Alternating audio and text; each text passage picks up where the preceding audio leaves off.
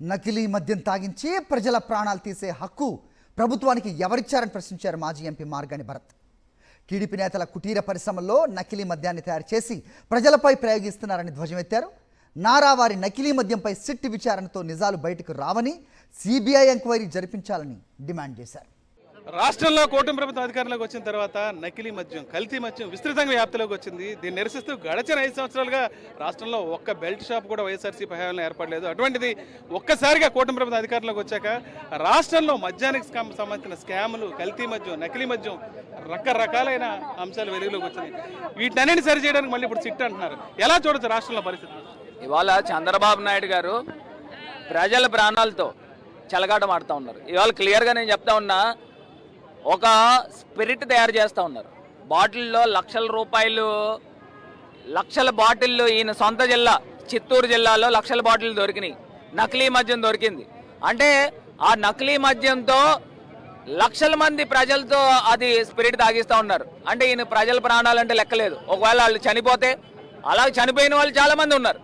ఇవాళ చంద్రబాబు నాయుడు గారు ఆయన సొంత జిల్లాలోనే లక్షల దొంగ మద్యం దొరికింది అని అంటే ఎంత దారుణమండి.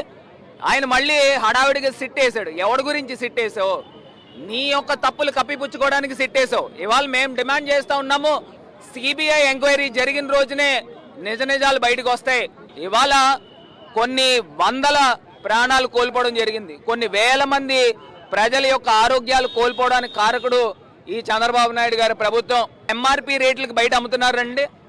బాటిల్ పైన చిన్నబాబు డబ్బులు అని చెప్పి ముందర వసూలు చేస్తున్నారు. పైకి వెళ్ళిపోతుంది, పెద్దబాబుకి వెళ్ళిపోతుంది. 24 గంటలు అమ్మి షాపులు క్లోజింగ్ అనేది లేదు. 24 అవర్స్ ప్లస్ డోర్ డెలివరీ.